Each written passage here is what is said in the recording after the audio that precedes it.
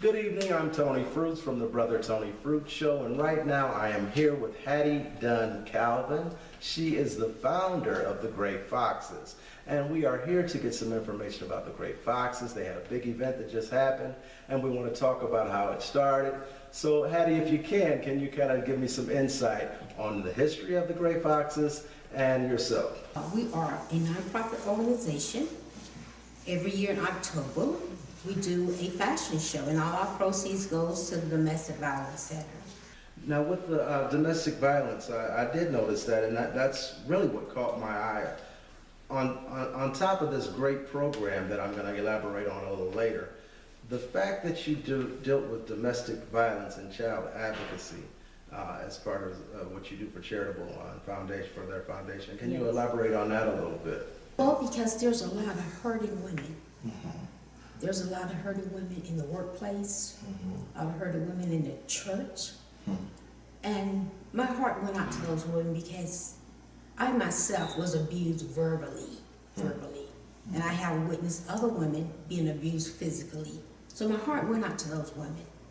And that's how I chose as our charity, domestic violence. Are there any last words that you want to say about, just like you made one comment just a minute ago, how the Lord just saying that He blessed this event so much. But a testimony that I would say that I can see is that He's going to continue to bless what you're doing, because the work that you guys are doing is great. You know, it really is. So I wish you all the best. Do you have any last words that you'd like to share with in reference to what you just said, you know, God gives us the desire of our heart. Yes, He does. It was God's desire that I wrote the skit. It was God's desire. That's right. I give everything to God, so God be the glory on everything that I do. The Bible tells us, whatever we find with your hands to do it to the glory of God. And that's my life, and that's how I live. Believe me, I understand that. I understand that fully, and I thank you so much for sharing your time. Thank you. Teresa, can you give me a little more information about your role in the skit? The part that I played is a part that I lived. Wow. I actually lived that. Wow. When I said duck Right. and don't fight back, Right. that's what I did. I understand. And that's what I did in relationships. I ducked and did not fight back. And it's a two-sided edge to that, because so many people don't know quite what to do. So it's like this. You can duck and don't fight back and escape, and sometimes you can fight back and then you end your life, like this lady did in our play. So the vision's a two-sided edge to that whole skit, you know. And I know in my heart that God is gonna continue to bless Hattie, and I know the best is yet to come, because just like it could be a skit, it will be a play, and it's real. Yeah. It is so real. And you know what? By you just touching on all of that, I just wanted to end with this, because I thought that the idea of you guys doing this benefit for the Domestic Violence and Child Advocacy Center, that in itself was major. You know, I mean, it could have been a bad performance. However, it was a great performance.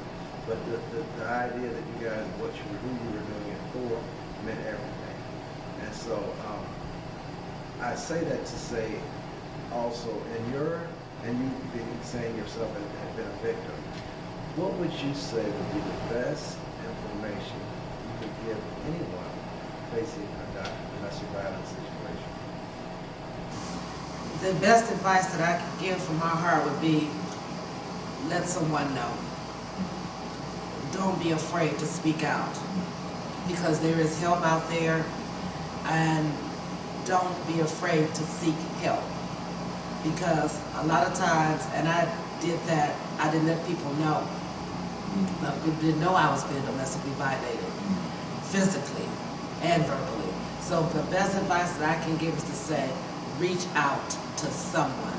There is someone, first of all, there's God. That's right. He knows all, and just know that there's help out there. I appreciate that. And through the workplace and that sort of thing, I've even ran into a few ladies that had underwent domestic violence. And by some chance they opened up to me about it. I would basically our conversation was always about the Lord, you know, and I guess they felt comfortable enough in saying something. But I noticed that they would always go back. They would always go back, and I had no control over that. I just could tell them about the Lord, and I wanted to say you shouldn't go back, but it wasn't my place to say that. But Because they don't think that they can make it. yeah, A lot of times, the person that's being, not the person that's doing creating the act is sometimes, most often, the breadwinner of the family or the relationship. So the victim don't seem to think that they can make it without that person. That's probably why they go back. right, And then they think, and then embarrassment. right. Embarrassment.